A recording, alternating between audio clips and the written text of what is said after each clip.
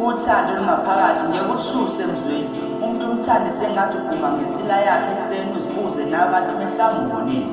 Umqondo ube dizi uflophe nasedladleni. Njalo usuku nosuku bengathi ungazula methe ngakubona endleleni.